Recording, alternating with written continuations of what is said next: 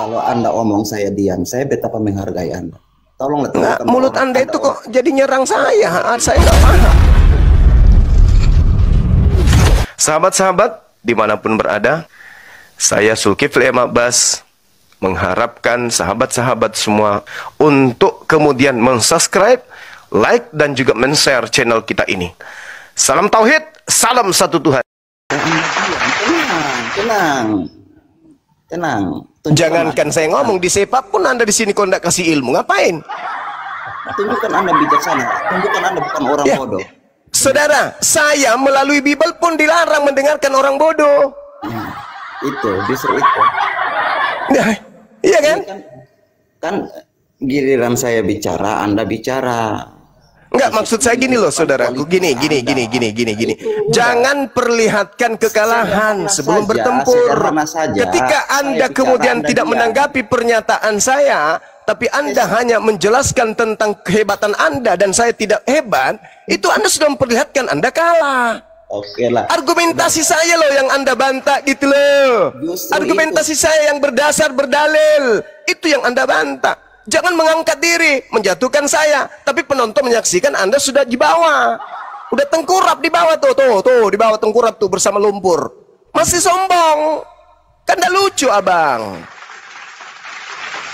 Jangan menangis dengan nada tertawa, itu nggak bagus. Boleh saya Anda bicara? bantah argumentasi saya. Boleh silakan. saya bicara? Oke. Boleh, tapi jangan mengangkat diri di saat Anda lagi jatuh. Oke. Lanjut, saya mute kalau perlu, lanjut. Perihal menghargai kesempatan orang untuk menanggapi saja, beliau tidak mampu. Tetapi itu soal lain. Saya akan masuk ke argumentasi. Yang pertama, Anda sendiri ngaku itu soal lain. Apa sih orang ini? turunkan saya aja Bang. Kalau diskusi kayak orang nggak paham. Silakan dibantah, silakan dibantah narasi Bang Juma. Kalau nangis jangan pakai nada tertawa. Lanjut. Lanjut. Saya sudah tegaskan. Anda tidak bisa mengukur Alkitab dengan Quran, tidak bisa. Itu sesat pikir formal. Anda tidak bisa mengukur suhu tubuh dengan menggunakan satuan berat. Waduh, bantah nasi Bang Zuma tadi. Bang, saya sebagai host ya, bantah. Saya lagi bantah ini. Jadi, kalau Anda menggunakan perspektif dari kitab lain untuk mengukur kitab lain, itu parameter aja Bang Joni, parameter. Karena agama Anda itu juga mengaku agama samawi. Nanti masuk juga ke Bibil Gurunda nanti. Kamu tenang saja. Iya, saya host. Ya, Saya mengatur di sini, silakan. Saya lagi bicara. Itu yang pertama. Itu tidak bisa, itu sesat pikir formal itu tidak bisa ditoleransi. Yang kedua, ketika Anda bicara bahwa Yesus Kristus melarang mengingatkan agar jangan mempercayai orang-orang yang membawa namaku, dalam konteks itu Yesus Kristus mau menjelaskan bahwa semua orang bisa mencatut namanya untuk kepentingan pribadi. Anda harus melihat konteks itu, jangan menafsir sesuka hati, ya kan? Nah, inilah yang saya bilang bahwa ketika Anda menggunakan perspektif dari konteks yang lain untuk mengukur satu kitab dengan perspektif dan konteksnya tersendiri, itu Anda keliru. Terima kasih. Silakan, Gerunda. Cuma bisa ngaku keliru gitu. Nih, tak kasih bumbu ya, tak kasih bumbu biar masakannya lebih sedap. Ini, kamu buka kitabnya Yahudi di situ, kalau masih ada. Ratapan 4:20, orang yang diurapi Tuhan, napas hidup kami tertangkap dalam pelubang mereka. Dia yang kami sangka dalam naungan kami akan hidup di antara bangsa-bangsa. Anda paham tidak? Orang yang diurapi Tuhan dalam bahasa Ibrani itu apa? Mesias. Mesias dalam bahasa Yunani apa? Kristus. Dalam tradisi Islam apa? Al-Masih. Saudara, dengarkan saya. Kali ini harus Anda kemudian dengarkan saya. Kali ini, sebuah kitab yang kita anggap suci, itu harus siap untuk dipretelin oleh kitab manapun. Yang namanya firman Tuhan, saudara, kedudukannya harus jauh lebih tinggi dari seluruh kitab yang ada di atas muka bumi ini. Jadi jangan kau menangis ketika kitabmu itu kesepak dengan Al-Quran. Jangan kau meringis ketika Al-Quran datang mempretelin kitabmu. Sebab kitab suci itu tidak akan pernah bisa dihantam badai seperti apapun kuatnya. Camkan itu. Jadi kalau hanya gara-gara Al-Masih, Mesias, Kristus, Anda sudah mencret kelereng, bagaimana Anda bisa menjual makhluk yang keluar dari kubur kepada kami? Bagaimana? Beritakanlah, jadikanlah, kayak mana? Itu hanya menjadi sayur basi bagi kami rupanya. Jadi Anda melihat ratapan 4:20, Mazmur 28 nomor 8, 2 Samuel 19:21, bahkan kalau Anda melihat Lukas 23:35, ternyata selaras bahwa yang disebut Mesias adalah orang yang diurapi. Jelas itu. Baik kitabnya orang Yahudi maupun kitabnya orang Romawi sama-sama setuju mengakui Kristus adalah manusia yang diurapi. Apakah Kristen orang diurapi? Apakah mereka orang yang ditahirkan? Apakah mereka orang yang dibaptis? Dibaptis, Pak, dibaptis orang Kristen itu. Baptiso.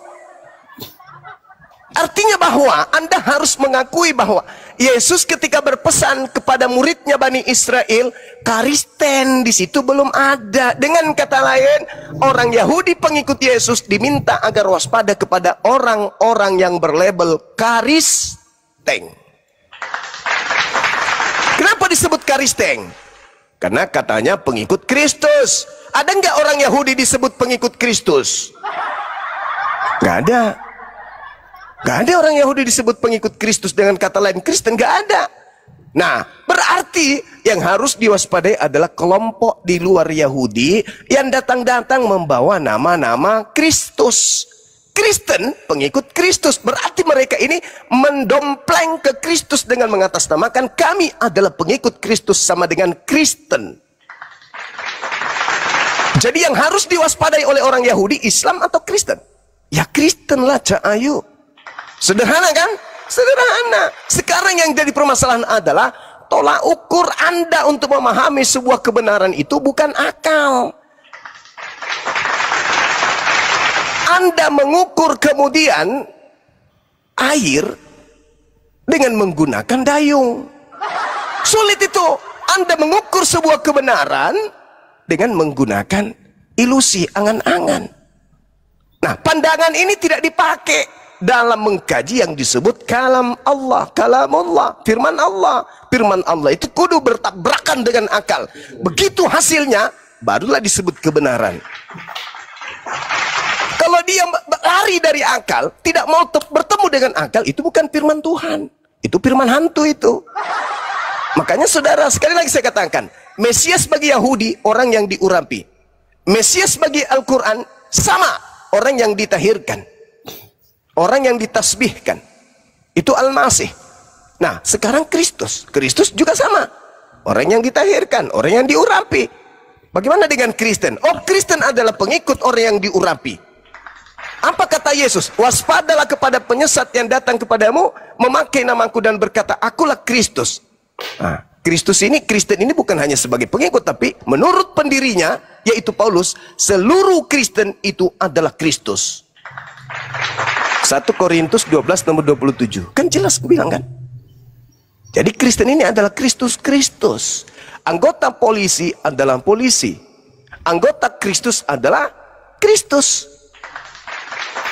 Dan memang Paulus mengaku Kristus.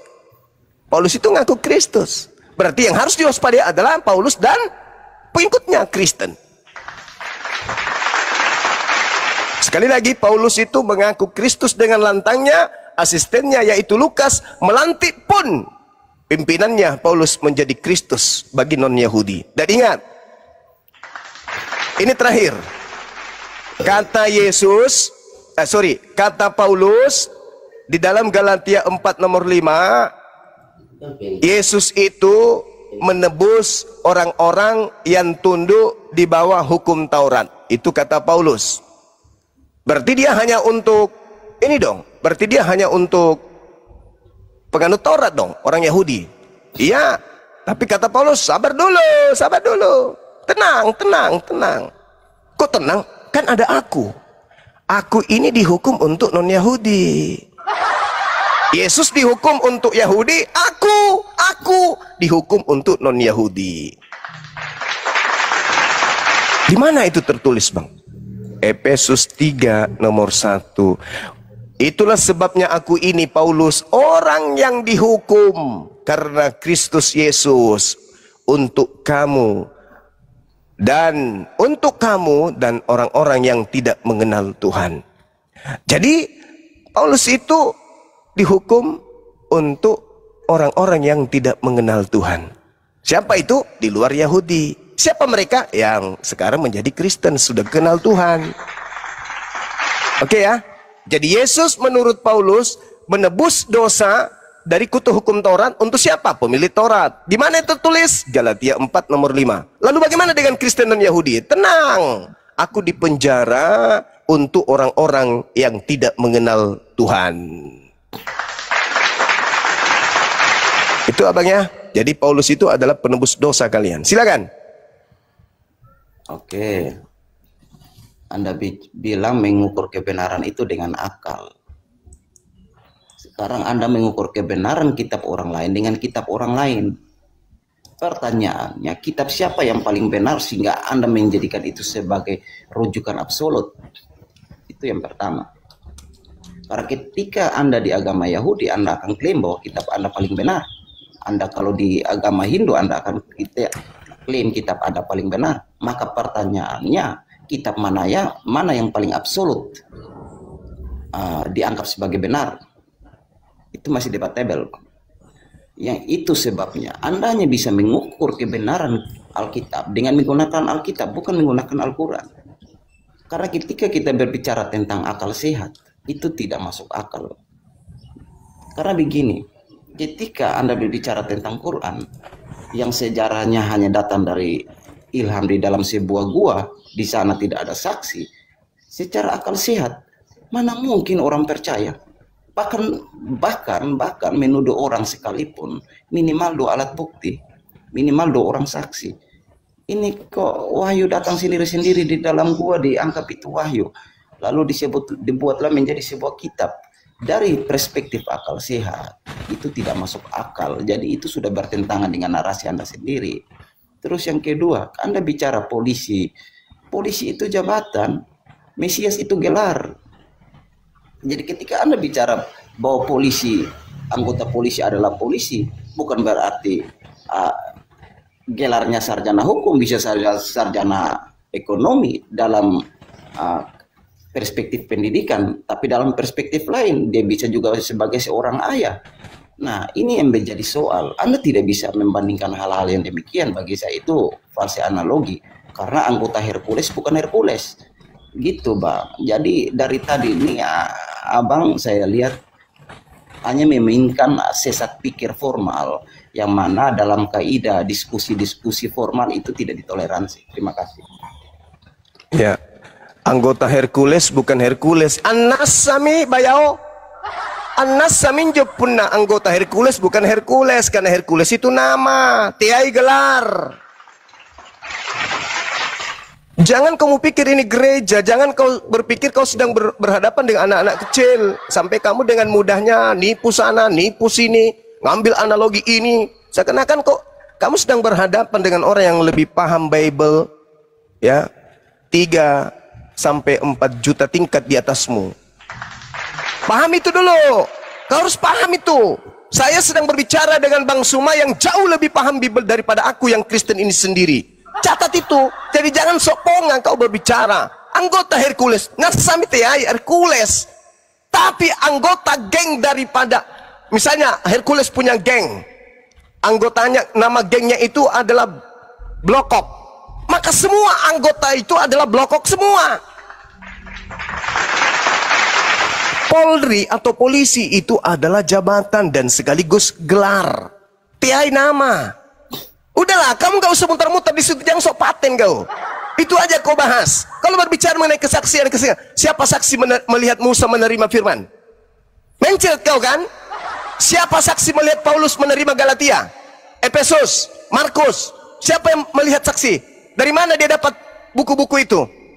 Dia menerima dari Roh Kudus. Roh Kudus matamu pea.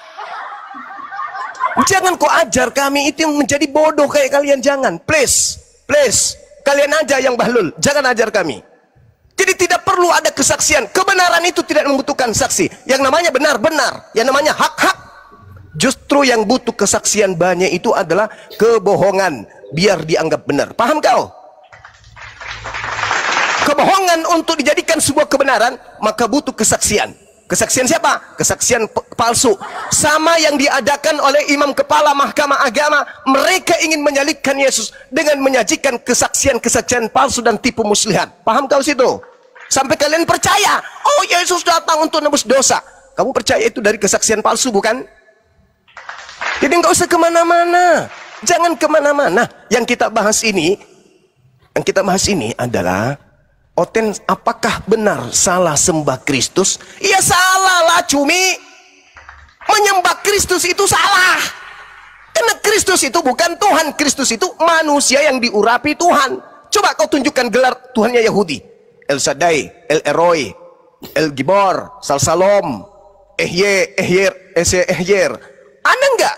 Kemudian, ada enggak di situ disebutkan kemudian dia adalah Kristus. Kristus itu manusia yang diurapi. Diperparah lagi ada Kristus palsu. Lah kalian penyembah Kristus. Murid-murid Yesus bukan penyembah Kristus. Orang-orang Yahudi bukan penyembah Kristus. Yang keluar dimerdekakan dari perbudakan Mesir bukan penyembah Kristus. Loh kok kalian nyembah Kristus, Cak Ayu? Kalau Anda sudah menyatakan diri Anda penyembah Kristus, Anda sudah sesat itu. Karena Kristus itu bukan Tuhan, bukan pencipta, bukan sembahan, bukan hakikat yang mesti diibadahi. Dia, Kristus, hanya diikuti. Apa yang diperintahkan Kristus, itu yang kita lakoni. Kristusnya memerintahkan muridnya menyembah kepada Elohim. Sudah, jangan kau menyembah Kristus, Cak Kangkung. Karena hanya Kristus palsulah yang mau disembah. Kristus palsu itulah yang mau diibadahi, mau dituhankan. Pergilah, jadikan seluruh bangsa menjadi muridku. Ajarlah mereka melakukan segala apa yang kuperintahkan kepadamu. Apa yang kuperintahkan kepadamu? Lihat dirimu, bercermin. Pagi-pagi kau perintahkan anak-anakmu kemana? Ke gereja, ngapain? Nyembah aku kan? Nah itu dah dia. Ada nggak Yesus Kristus anak Maria mengajarkan untuk beribadah hari Minggu, menyembah diri? Ada nggak? Nggak ada. Berarti ada Kristus palsu yang membisikkan ke dalam hati kalian setiap hari Minggu untuk ke gereja menyembah dirinya. Itulah yang harus diwaspadai oleh orang Yahudi. Waspadalah kepada penyesat yang datang kepadamu memakai namaku dan berkata akulah Kristus. Mereka akan menyesatkan banyak orang. Kenapa dikatakan mereka? Karena Kristen ini memang kan banyak. Nanti Anda berdalih, oh bukan, maksudnya ada orang yang datang mengaku Kristus. Lah Paulus ngaku Kristus tuh.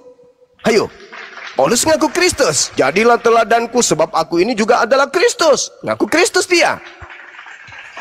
Kristen datang ke seluruh dunia. Mengaku sebagai apa? Ya berdasarkan dalil di dalam kitabnya mereka. 1 Korintus 12 nomor 27. Kristen juga adalah Kristus. Mungkin mana lagi? Mau lari kemana lagi Kristen ini? Paulusnya mengaku Kristus. Kristennya sendiri, oknum-oknumnya adalah juga Kristus. Makanya dalam Galatia 4 nomor 7, Kristen bukan lagi hamba. Kenapa? Karena Kristen sudah setara dengan Yesus, yaitu Kristus. Makanya dikatakan, engkau adalah tubuh Kristus. Engkau mensifati sifat Kristus. Orang Kristen mensifati sifat Kristus. Galatia 3:27. Galatia 3:26, Kristen bukan lagi anak manusia, tapi mereka adalah anak-anak Tuhan. Kisah Para Rasul 9:22, Paulus dibuktikan sebagai Kristus di situ. Kisah 9 nomor 22, Paulus terbukti Kristus di situ. Yang mana yang harus diwaspadai? Yang mengaku Kristus dan yang memakai nama Kristus. Siapa itu? Siapa itu? Hindu, Buddha, Islam, Yahudi, ateis? Bukan. Siapa itu? Ya saudara saya ini. Si Joni ini. Si Kristus palsu ini. Begitu saudaraku. Ya, tenangkan hatimu. Jangan tinggi hati, sunatkan hatimu, sunat, jangan sombong terhadap kebenaran. Meskipun sumbernya informasi ini dari saya sebagai muslim, jangan sombong, jangan mentang-mentang kamu menerimanya dari sarjana teologi, itu yang kau percaya. Atau Anda pernah sekolah, jangan kau percaya. Kalau bertentangan dengan akalmu, jangan kau percaya. Saya kira begitu teman-teman, silakan.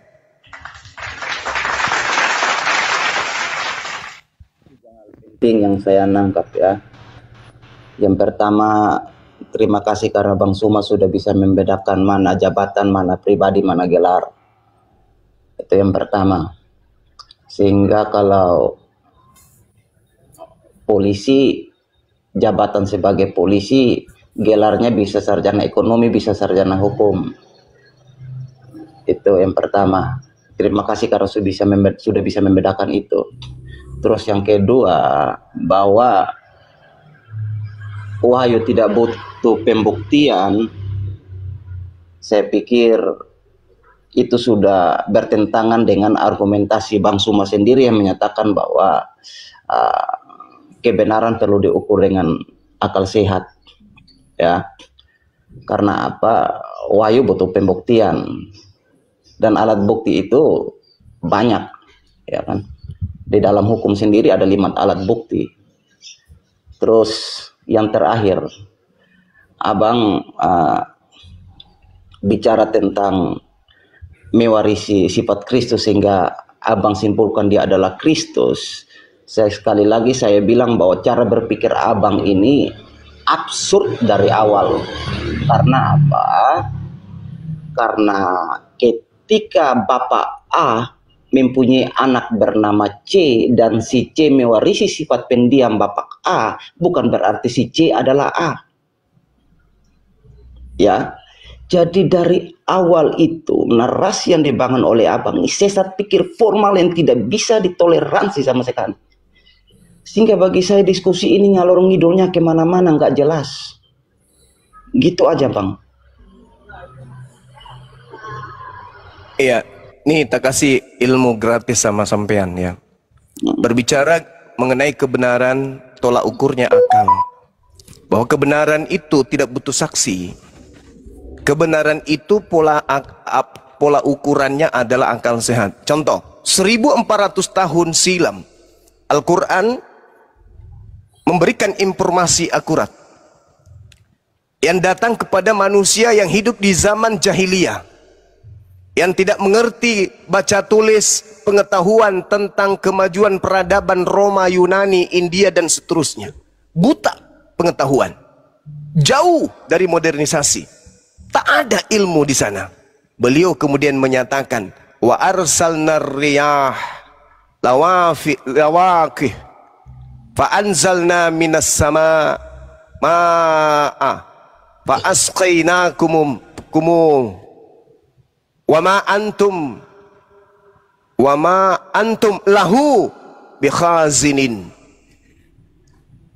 Aku meniupkan angin untuk mengawinkan dan aku turunkan hujan dari langit, lalu aku beri minum kamu dengan air itu dan bukanlah kamu yang menyimpannya.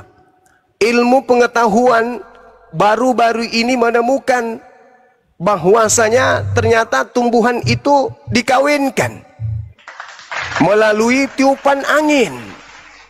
Jadi antara pohon dan satu itu menikah, kawin dia. Saripati yang ada di sana itu kemudian sari bunga yang ada di sana itu kawin melalui tiupan angin. Ini Nabi Muhammad pernah nggak melakukan penyelidikan? Sungai di dasar laut Al-Furqan ayat 53. Nabi Muhammad pernah nggak melakukan penyelidikan? Cara otak manusia mengambil sebuah keputusan diterangkan dalam Al-Quran surah Al-Alaq ayat 15 sampai ayat 17. Teori Big Bang, Al-Quran surah Al-Anbiya ayat 30. Dan banyak lagi pengetahuan yang mana menjadi saksi. Pengetahuan itu menjadi saksi. Ilmu pengetahuan menjadi saksi bahwa meskipun Nabi Muhammad tidak dilihat oleh manusia menerima wahyu itu, alam semesta, pengetahuan seluruh dunia menjadi saksi bahwa Nabi Muhammad itu menerima wahyu dari langit. Kalau ular makan debu, Pencipta langit dan bumi turun ke bumi, dibunuh manusia. Ilmu pengetahuan apa yang bisa masuk dalam otak itu? Gak ada. Tapi banyak saksinya, walaupun contoh nih, Yesus berkata, segala firman yang engkau berikan kepadaku telah aku sampaikan kepada mereka. Siapa menjadi saksi Yesus menerima firman? Teopilus yang mulia, banyak orang menyusun berita-berita tentang peristiwa-peristiwa yang terjadi di antara kita. Siapa orang-orang itu? Kemudian banyak saksi yang mengatakan melihat anak gembala. Siapa saksi itu? Siapakah engkau Tuhan? Akulah Yesus. Siapa yang menjadi saksi bahwa yang datang kepada itu adalah benar-benar Yesus anak Maria? Di Pulau Patmos, akulah Yesus, anak Daud, tunas Daud, bintang gemilang. Siapa yang menjadi saksi di Patmos? Kalian telan, semuanya kalian telan. Tapi kalau kebenarannya mana? Siapa yang bisa membenarkan dan membuktikan kebenaran saksi-saksi semua itu? Bible ditulis 70 orang lebih. Wah, tepuk tangan orang nih. Siapa nama saksinya? Sebut satu. Nggak tahu. Apa kebenaran yang ditorehkan dari sana berdasarkan ilmu pengetahuan? Nggak ada. Nabi Muhammad seorang diri. Alam semesta, ilmu pengetahuan yang menjadi saksi. Subhanallah. Jadi begitu saudara. Sekarang Anda mau lari kemana-mana. Ini kita sedang membahas tentang oten. Apakah salah sembah Kristus? Udah usah kemana-mana. Jangan nyiksa diri Anda. Jangan nyiksa. Nanti saya uji Anda tentang sains pengetahuan dalam Bible. Mencret nanti. Ini aja dulu. Siapa orang banyak yang memakai nama Yesus Kristus yang menyebar ke seluruh dunia. Dan ternyata mereka adalah penyusuat. Siapa itu? Taruhlah bukan Kristen. Bukan Kristen maksud, oke, kita bungkus. Bukan Kristen, oke. Bungkus. Bukan Kristen yang menyesatkan. Baiklah kalau begitu. Lalu siapa yang datang kepada murid Yesus angkatan pertama di tahun 33 dan setelahnya? Siapa? Dari mana? Apa nama kelompoknya orang banyak itu? Siapa yang memakai nama Yesus di luar mereka? Yang datang kepada mereka murid-murid. Waspadalah kepada penyesat yang datang kepada kamu. Yang hidup di tahun 33 itu siapa di luar Yahudi yang datang ke sono? Siapa? Itu yang harus Anda jawab. Bukan kemana-mana. Jawab ini. Umat Islam tidak menyembah Kristus. Umat Islam datang dengan keislaman Al-Quranul Karim dan As-Sunnah. Memakai nama Nabi Muhammad. Tidak memakai nama Yesus Kristus. Orang Hindu punya kitab sendiri. Orang Buddha punya kitab sendiri. Orang Yahudi punya kitab sendiri. Satu-satunya yang menjual, menjajakan, mempromosikan nama Yesus hanya Aliteng. Taruhlah Kristen tidak sesat. Oke? Kalau begitu PR Anda adalah menunjukkan kelompok banyak yang memakai nama Yesus itu siapa. Silakan.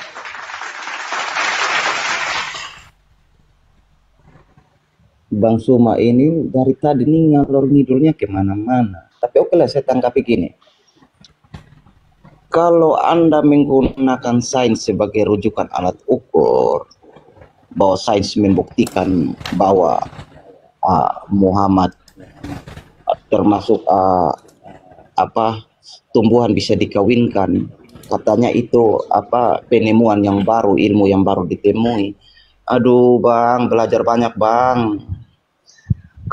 Kalau bicara kawin serbuk ini bukan teknologi baru, bukan teori baru yang ditemukan bang. Itu yang pertama.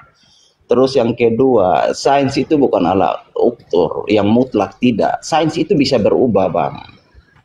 Itu yang harus abang paham. Karena kalau kita bicara sains, kita bicara cara berpikir induktif. Pola berpikir induktif ini saya perlu jelaskan ke Bang Suma supaya Bang Suma paham.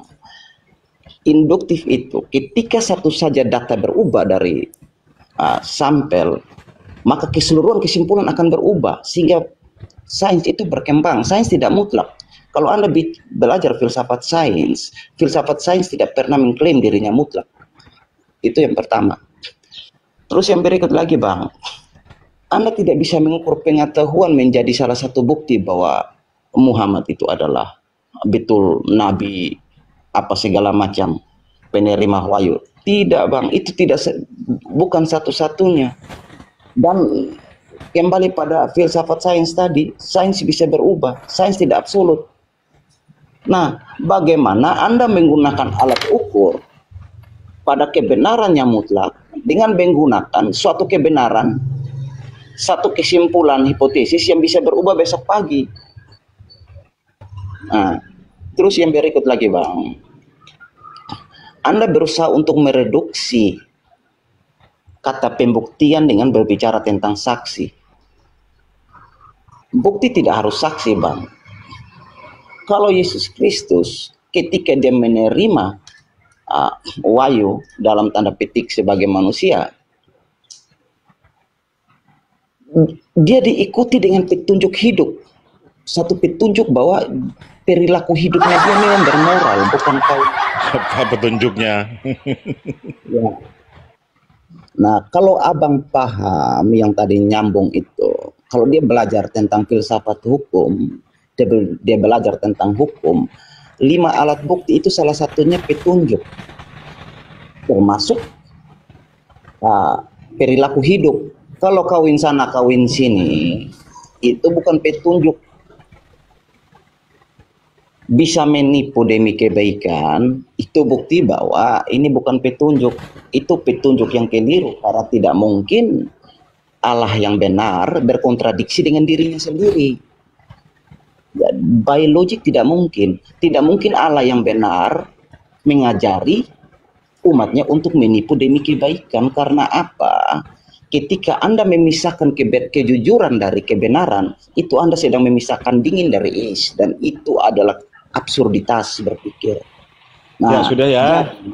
Jadi saya mau sampaikan bahwa kesimpulan saya pada akhirnya, Bang Suma dari tadi ini hanya berbicara sesuatu yang ngalor ngidul dan sesat pikir, mengambil klaim-klaim yang tidak didukung dengan premis proposisi-proposisi yang valid. Ya, jadi itu. Terima kasih, itu kesimpulan saya. Salam. Jadi, Bang Suma. ya, ini anak TK sedang belajar berbicara di depan seorang profesor. Itulah kamu. Anak TK yang baru mengerti rumus-rumus, belajar kemudian presentasi di hadapan seorang profesor. Itulah kamu, kawanku. Saya menghargai keberanianmu. Saya menghargai keberanian kamu itu untuk modal congor. Sabar dulu. Kamu tidak membantah tentang Kristus palsu yang kau sembah itu. Dengarkan gini, tak ajarin kamu kerangka berpikir. Dengar. Tak ajarin kerangka berpikir yang benar. Gantian. Samiot, gantian. Tadi Anda sudah berorasi. Lama sekali. Ya. Kalau Anda belum layak berhadapan dengan Bang Suma, mending kabur sekencang-kencangnya.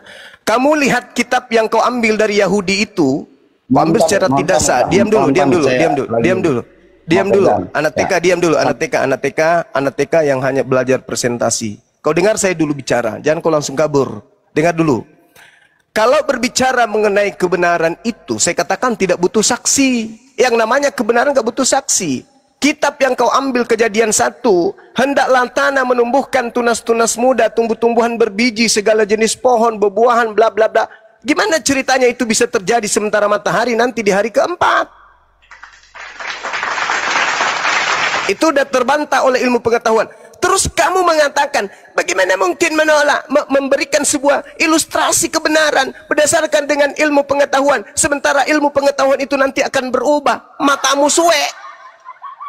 Ilmu pengetahuan apa yang kemudian bisa kau cerminkan di dalam kehidupanmu sebagai orang yang beragama, ketika Al-Quran mengatakan di dalam surah Al-Hijr ayat 22 bahwa Tuhan memberikan informasi kepada Nabi Muhammad bagaimana tata cara kemudian terjadinya pembuahan terhadap tumbuhan. Coba ilmu pengetahuan mana yang bisa membantah ilmu pengetahuan itu? Teori Big Bang. Cara otak mengambil satu keputusan. Adanya sungai di dasar laut, adanya api di dasar laut, sidik jari manusia yang berbeda satu sama yang lain. Bagaimana terbentuknya hujan, dua air laut yang tak menyatu. Coba apa yang bisa merubah itu semua? Itu sudah terjadi, itu keadaan. Dan ingat saudara, pengakuan Yesus bahwa penghibur ketika ia datang, dia akan memberitakan kepadamu hal-hal yang akan datang. Hal-hal yang akan datang. Artinya oknum penghibur ini akan menjelaskan tentang hal-hal yang akan datang itu kebenaran-kebenaran yang secara ilmiah akan muncul di masa yang akan datang, diberitakan ketika ia datang. Terbukti bukan? Hal-hal yang akan datang menyusul. Sidik jari, 7 struktur lapisan bumi dan langit, 2 air laut yang tidak menyatu, terbentuknya hujan, sidik jari, bla bla bla, dan semua diinformasikan 1400 tahun silam. Akan datang di era abad ke-20 baru ditemukan itu semua. Pakai logika sehatmu. Sekarang kalau Anda menolak takaran itu, Yesus mana? Siapa yang menjadi saksi Yesus menerima firman? Paulus? Siapa yang menjadi saksi Paulus menerima 13 bukunya itu? Anda tidak menyentuh itu. Itulah kelemahan Kristen beragama, hanya dasar ilusi. Ilusi. Bukan polusi ya, sedikit lagi jadi polusi. Ilusi. Hanya angan-angan saja. Tak ada dasar pijakan yang benar. Sedangkan yang kita bahas ini adalah, Oten ini apakah salah sembah Kristus? Anda tidak menyentuh. Kenapa? Sebenarnya Anda sudah kalah sebelum bertarung. Karena dengan Kristen mengaku menyembah Kristus, itu sudah ditendang oleh Yahudi, karena Kristus itu bukan Tuhan. Kristus itu manusia yang diurapi Tuhan, kok disembah. Oke, saya rasa kalau Anda mau kabur, silakan kabur. Tak ada masalah. Yang pasti kemudian saya ingin sampaikan kepada saudara, bahwasanya tema ini Anda tidak sentuh. Anda hanya lari kemana-mana. Tapi seibarat Anda menegur saya, Bang Suma, kamu kok nggak pakai baju? Di saat kamu menegur saya seperti itu, kamu dalam keadaan bugil berlari di tengah pasar. Maka saya katakan, Anda hanyalah anak TK yang sedang belajar untuk memaparkan makalah karangan sendiri di depan seorang profesor. Silakan diambil alih. Ya, Pak Yusuf Suprianto, selamat siang. Bang Yusuf, selamat siang. Bang Yusuf, selamat siang. Silahkan dibuka mute-nya, Bang Yusuf. Bang Yusuf.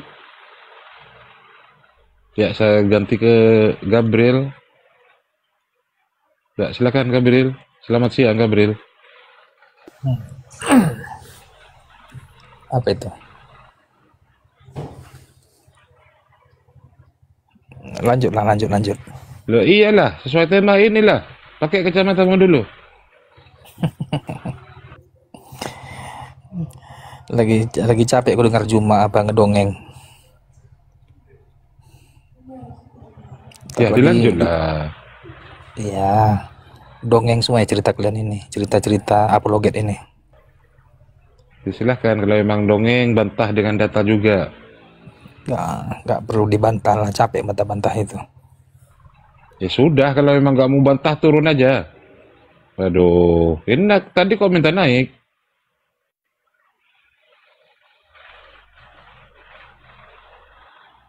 Ya silakan teman-teman Kristen yang lain yang mau berdiskusi. Masih ada 3 slot kosong di atas. Ada 4.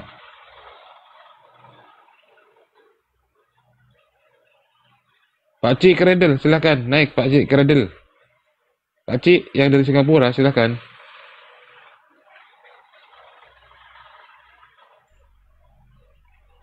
Pak Cik, ayo sudah saya undang Pak Cik. Masuki naik.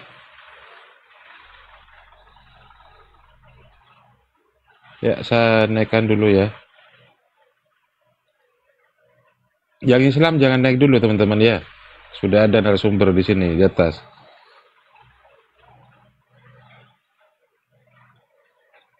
Makanya. Nama timbang bani aku aja. Ini boleh baca. Kenapa sekian? Itu banding lah. Masuk kok. Ini besok kan Jumat. Ya, Dani, selamat siang Dani. Dani, selamat siang Dani. Dani, selamat siang. Dani, selamat siang Dani. Aduh, berisik banget sih.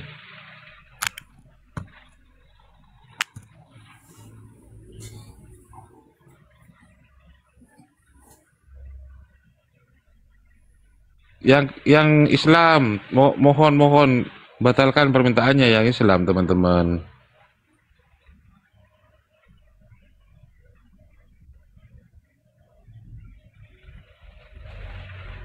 Pak Supriyanto, monitor Pak Supriyanto. Ya, saya selamat siang. Ya, selamat siang Pak Supriyanto. Di sini temanya Oten Salah Sembah Kristus.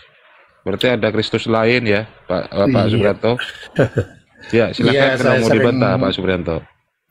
Saya sering mendengar dari abang kita Juma itu yang sering mengatakan seperti itu. Mungkin pemahaman kami juga berbeda tentang yang kami sembah itu, atau sebenarnya Yesus Kristus itu kan perantara bagi kami yang Katolik ya, yang Kristen Katolik itu Yesus adalah perantara. Mengapa dikatakan Tuhan? Karena dia diberi kuasa. Yang memberi kuasa adalah sang sumber itu sendiri, yaitu Bapa itu.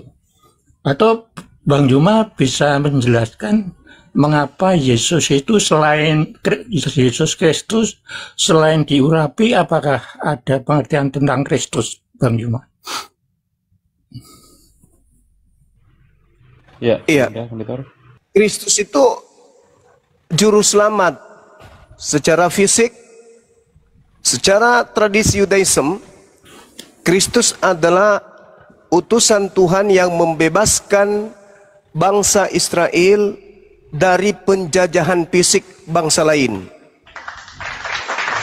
Daud, Harun, Saul, Gedeon, Hizkia. Karena Yesus tak sanggup kemudian melakukan itu, maka Yesusnya ditolak.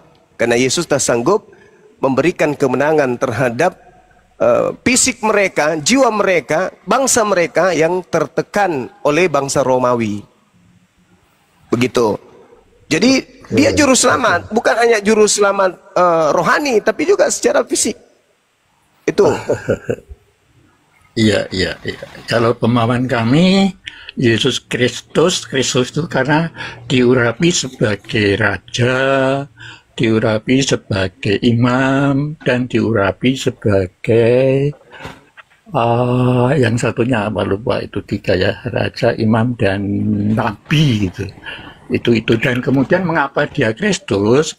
Karena dia itu masih hidup ya, sehingga tidak ada penggantinya, karena nabi itu diganti manakala dia meninggal. Kalau Yesus Kristus kan masih hidup, sehingga tidak ada penggantinya lain. Itu pemahaman kami seperti itu.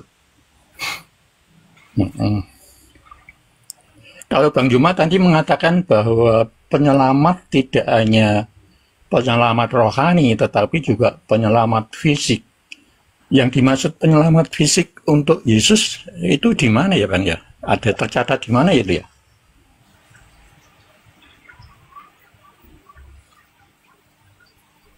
Bang, saya ditanya terkait pengertian Mesias.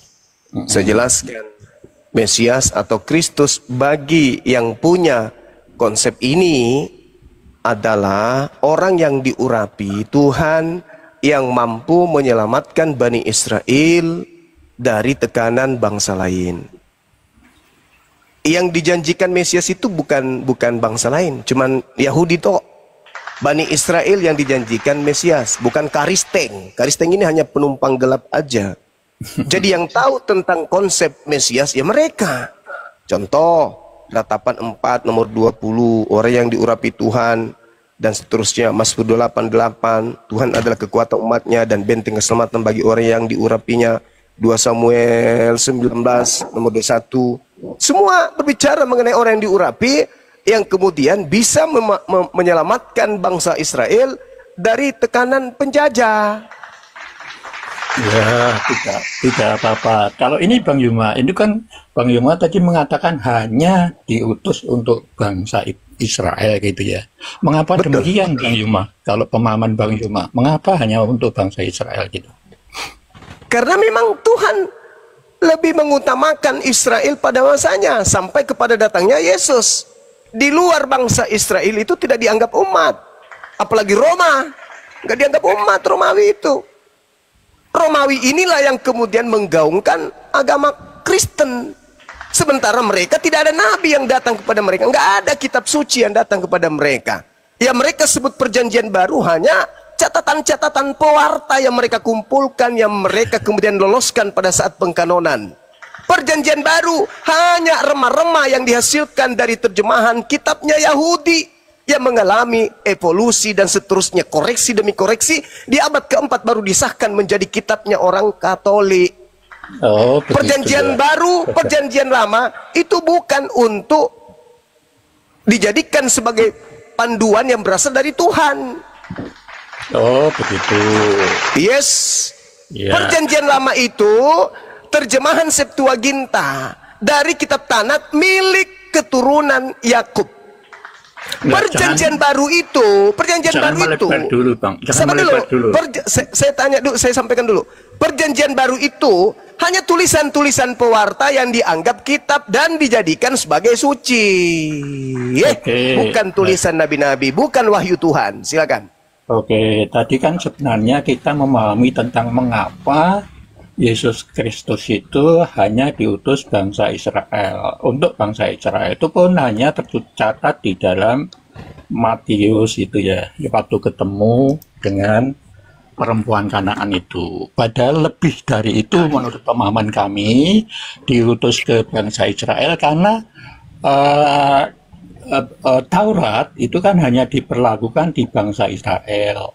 Sedangkan Taurat menurut catatan itu kan dia selamat manakala bisa melakukan hukum-hukum itu gitu. Jadi usaha manusialah yang menyelamatkan. Kemudian diutus ke sana itu karena Taurat itu sebenarnya sulit dilakukan oleh bangsa Israel itu. Sehingga Yesus datang untuk menggenapi Taurat, yaitu dengan kasih karunia. Sehingga untuk selamat itu tidak melakukan hukum Taurat. Karena di dalam Yeremia 31 itu kan sudah ditaruh di dalam hati dan sudah ditulis gitu ya. Untuk perjanjiannya baru itu, Taurat itu. Sehingga sudah digenapi Yesus dengan matinya itu. Karena mati mengapa? Karena dia adalah Logos.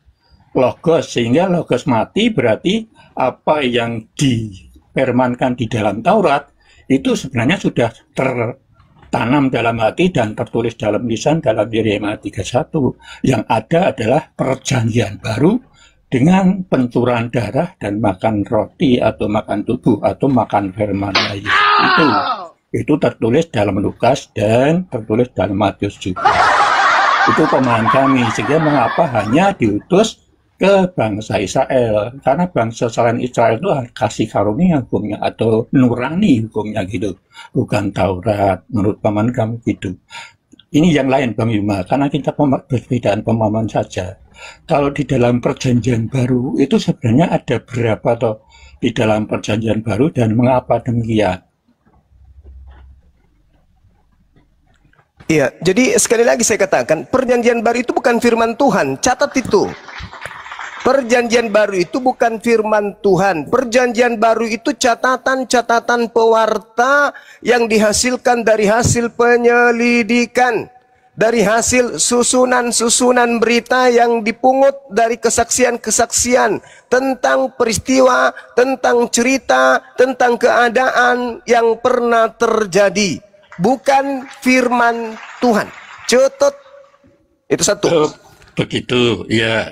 Itu ya sudah, kalau Anda mengatakan itu firman Tuhan, mana legalitasnya bahwa perjanjian baru firman Tuhan? Di mana itu bisa saya temukan dalilnya? Ini sebelum ke sana Bang Yuma, saya kan tadi mengatakan apa pemahaman Bang Yuma tentang perjanjian baru gitu ya. Kalau ya, saya sudah menjelaskan perjanjian baru bukan firman Tuhan, sudah selesai. Itu saya sudah tegaskan. Betul. Kalau menurut kami di sana kan ada yang namanya Injil oleh 4. Wah, Injil lagi. Injil itu kalimat, itu kata yang berasal dari Quran yang dipakai. Begini Pak, ketika ketika saudara mengatakan perjanjian baru itu firman Tuhan, apa legalitasnya? Coba. Yesus tak mengenal buku itu. Yesus tidak mengenal buku itu. Nah, sekarang Anda tunjukkan kepada saya di mana dalilnya Tuhan berfirman kepada Lukas, Markus, Matius, Yohanes, Paulus. Silakan, saya tunggu. Iya, sebentar. Saya tak mengatakan yang Perjanjian Baru itu tadi pemahaman kami. Di sana kan ada 4 Injil, ada kisah para rasul, ada surat, dan ada wahyu. Itu sebenarnya berbeda antara kisah para rasul, kemudian surat Paulus, wahyu dari Yohanes, Injil dari 4 pewarta tadi yang panjenengan katakan. Benar itu pewarta. Mengapa pewarta? Karena mewartakan tentang kabarnya Yesus pada saat dia tahu di dunia itu. Kemudian tadi kan Bang Yunema mengatakan itu kan hanya penelitian-penelitian. Yang mengadakan penelitian hanya Lukas. Kalau yang 3 itu kalau Markus itu kan dari muridnya si Petrus, sehingga informasi itu dari Petrus. Kalau Yohanes kan muridnya sendiri, Matius juga iya, begitu. Jadi catat betul, atau wartawan betul, karena mencatat apa yang diajarkan oleh Yesus pada waktu itu dan apa yang dilakukan Kristus, sehingga boleh mengatakan itu apakah firman, betul firman, tapi langsung pada saat hidup di dunia ini waktu Yesus itu, sehingga catatannya boleh panjenengan tuduh sebagai wartawan atau sebagai apa begitu. Kemudian Lukas, mengapa hanya Lukas sebenarnya yang mengadakan penelitian? Karena dia tidak ikut langsung, tetapi dia meneliti kebenaran Injil itu, sehingga dikatakan dialah peneliti berdasarkan penelitian. Betul, hanya Lukas. Kemudian dalam Perjanjian Baru kan ada surat. Surat itu sebenarnya mengingatkan ajaran yang disampaikan di Galatia, Efesus oleh Paulus. Karena di Paulus itu kan mengajarkan tidak sendiri, tetapi dengan Barnabas gitu. Kemudian wahyu itu semacam mimpi panjang oleh Yohanes. Itu gambaran-gambaran setelah manusia itu di alam kubur kayak gitu ya. Itu pemahaman kami, sehingga untuk memahami wahyu itu sangat sulit. Harus mengetahui apa yang ditulis dalam Injil atau apa itu, kabar baik lah, kalau tidak boleh dikatakan Injil. Itu semuanya harus tahu, sehingga untuk memahami wahyu sangat mudah gitu Bang. Itu tentang Perjanjian Baru. Kemudian Bang Yuma mengatakan apa legalitasnya. Sebenarnya legalitas itu pernah kita bicarakan waktu itu, yaitu di Yohanes 17, yaitu bisa dimengerti dalam Yohanes 20 itu Bang. Itu legalitasnya sebenarnya, karena akan bersanad di sana itu Bang Yuma. Apalagi Bang Yuma yang perlu dipahami bersama. Iya, mana catatan yang menerangkan bahwa Perjanjian Baru itu firman Tuhan, Pak? Bukan begini loh, itu kan catatan pada saat Yesus hidup di dunia ini, hidup bersama mereka. Jadi bukan firman Tuhan kan? Ya boleh dikatakan firman, karena itu kan catatan yang dilontarkan oleh Yesus pada saat itu, pengajaran itu, dan pengajaran itu kan asalnya dari sang sumber, sang Bapa, gitu Bang. Kalau saya hidup zaman itu terus saya juga menulis, apakah tulisan saya disebut firman Tuhan? Banyak yang menulis, tetapi kan itu harus dikonsilikan kan, konsilikan oleh bapak-bapak. Siapa yang punya otoritas untuk menentukan itu? Gini Bang Yuma, kalau panjenengan membaca dalam Yohanes 17 akan tahu di sana doa Yesus pada murid-muridnya itu. Kemudian untuk Paulus itu diberlakukan, dan kami itu diberlakukan pada Yohanes 17:20. Tidak hanya murid ini yang aku doakan, tetapi yang mendengar inilah yang aku doakan juga, supaya berada dalam kebenaran. Nah, mengapa diangkat menjadi anak-anak Allah? Karena kita berada di dalam kebenaran itu atau dalam kasih. Kalau tidak ada dalam berada kebenaran dan kasih, tidak akan menjadi anak-anak, begitu Bang Yuma, menyatu kepada Yesus Kristus. Jadi kesimpulannya bukan firman Tuhan kan ya? Ya, itu boleh dikatakan firman kan? Lah kok bisa dikatakan firman kalau Tuhan sendiri tidak pernah berfirman kepada mereka? Karena gini Bang Yuma, di dalam Yohanes 1:14 itu kan Logos menjadi manusia. Nah, pada saat jadi manusia itulah dicatat oleh sang murid-muridnya itu, kemudian bersanad. Oke, baik. Iya, begitu. Ketika kemudian Yesus itu datang sebagai Logos, penyampai firman, berarti kan ya? Catatan pewarta Yohanes mengatakan segala firman yang engkau berikan kepadaku telah aku sampaikan kepada mereka. Artinya tahun 33 firman yang Yesus terima dari Tuhannya, Yesus sudah sampaikan pada saat itu. Nah, iya betul. Nah, sekarang penulis kitab saudara itu menuliskan kapan? Iya, betul. Itu kan saya tadi katakan si Yohanes itu kan muridnya langsung, kemudian Matius juga muridnya langsung, Markus Ya, itu kapan muridnya menuliskan kapan? sebentar Yohanes dulu. dituliskan tahun 90-an sampai 110. Iya. Matius dituliskan tahun 62 dan seterusnya, 63 dan seterusnya. Iya. Nah, terus iya. Yesus menamatkan ajarannya di tahun 33. Ya, itu tadi sudah saya katakan. Legalitasnya di dalam Yohanes 17, doa Yesus pada muridnya supaya Kok doa? muridnya itu dalam kebenaran. Apa yang disampaikan oleh muridnya itu sudah kebenaran, sudah dari Sang Di Sumber. Yohanes 17 nomor berapa itu, ya. Pak? Yohanes 17:20 coba dibaca. Oke. Dan bukan untuk mereka ini saja aku berdoa, tetapi juga untuk orang-orang yang percaya kepadaku, kepadaku oleh pemberitaan mereka, Ya, supaya mereka itulah, semua menjadi ya. satu, sama Ya, betul. seperti engkau ya Bapa di dalam aku dan aku di dalam engkau, agar mereka juga di dalam kita, Betul. supaya kamu percaya engkau yang mengutus aku. Oke, sekarang betul. tolong tunjukkan murid mana yang bertemu dengan penulis Yohanes. Ayo, itu gini, buktinya ada di kepausan ya Bang. Ini kan kita percayanya itu tidak hanya di dalam catatan yang kita beri nama Injil atau Alkitab ini. Tetapi kalau Kristen Katolik kan ada yang namanya katekismus dan juga itu ada 3 ya, ada kitab suci, katekismus dan budaya mereka atau apa namanya ya, itu ada 3 itu yang kami Berarti percaya. tidak ada data akurat berarti. Ini Yohanes 17 Bang Dimas, Yohanes benar, 17 nomor 20 dan bukan untuk mereka ini saja aku berdoa, Betul. tetapi juga untuk orang-orang yang percaya kepadaku oleh pemberitaan mereka. Pemberitaan mereka memberitakan kepada siapa? Makanya kan tidak tercatat di dalam Ya catatan itu makanya itu. saya katakan kitab Anda itu bukan firman Tuhan. Begini, Pak Kalau Yono. pemberitaan, sabar Bang, kalau pemberitaan Yesus itu disampaikan kemudian oleh muridnya menyampaikan kepada siapa? Murid yang mana menyampaikan kepada siapa?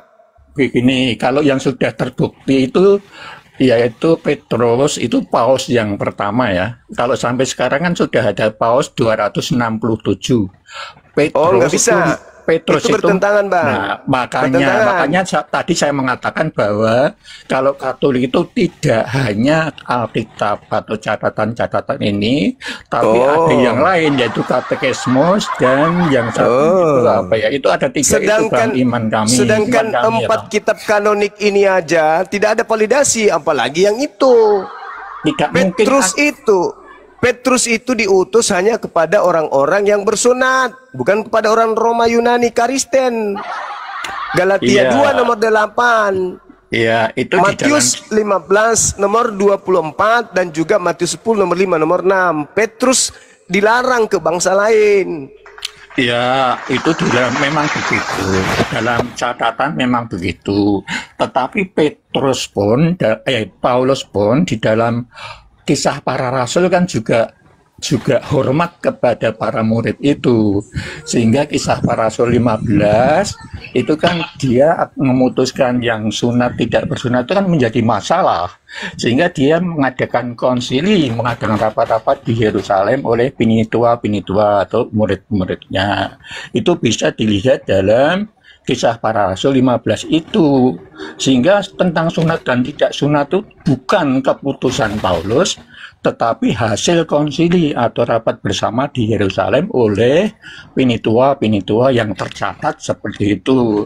Oleh karena itu kan saya mengatakan perbedaan dalam Perjanjian Baru itu ada 4 Injil, ada kisah para rasul, ada surat Paulus, dan ada Wahyu tadi, begitu loh Bang Bima. Karena kisah Oke. para rasul kan mencatat kisah-kisahnya rasul pada waktu itu.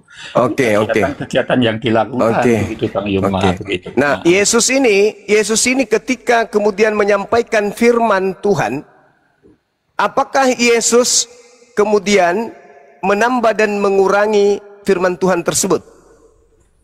Contoh yang dikurangi dan ditambah yang mana Bang Yuma? Pertanyaan saya, apakah Yesus menambah dan mengurangi firman Tuhan? Kalau si Yesus ini kan sumbernya dari sang sumber Bapak ya, atau Bapak gitu ya. Ya, apakah dia tambah atau dia kurangi? Saya belum menemukan yang dikurangi dan yang ditambah, karena Bapak itu kan perintahnya, dia kan tergantung pada sang sumber. Kalau tidak ada sang sumber kan dia tidak akan mengatakan dan tidak akan melakukan, karena sangat terpengaruh dari sumber itu. Oke. Gitu. Bagaimana dengan penulis Lukas, penulis Markus, Matius, Yohanes, dan Paulus?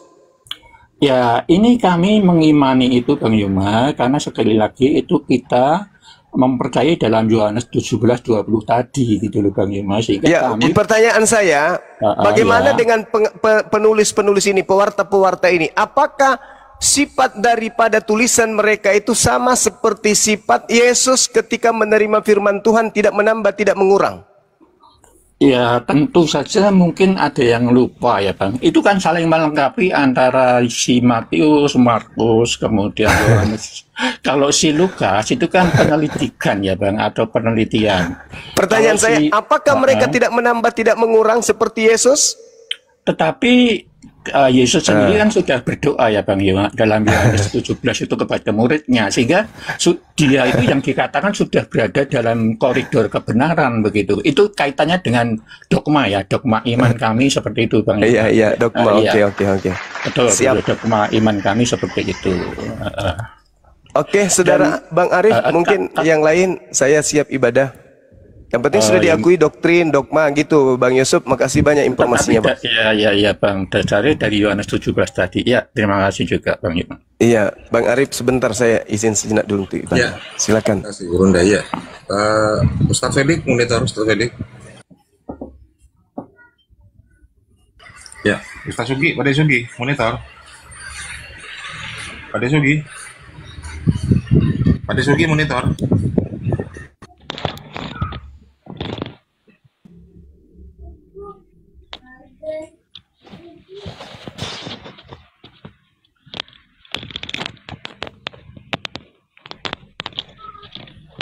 Pak Sugi, monitor Pak Sugi.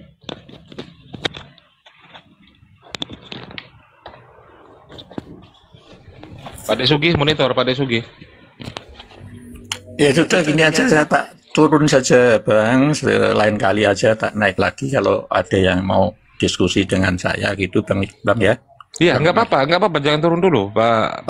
Gitu. Iya, nggak apa-apa. Iya. Sambil nunggu.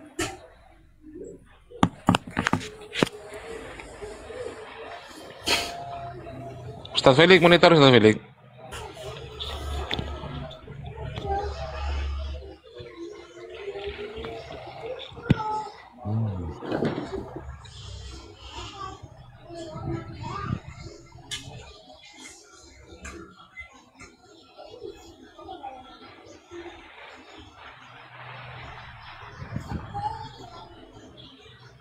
Mana Ustaz Sugi? Ustaz Sugi monitor. Mohon maaf tak turun aja saya. Mohon maaf tak turun aja.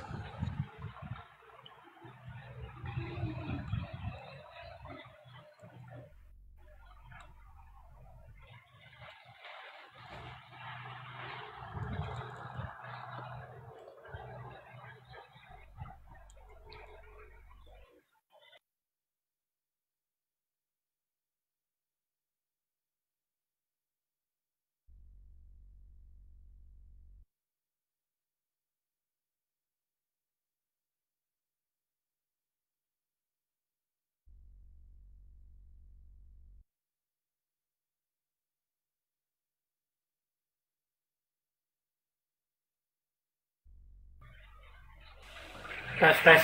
Dah mana klisternya?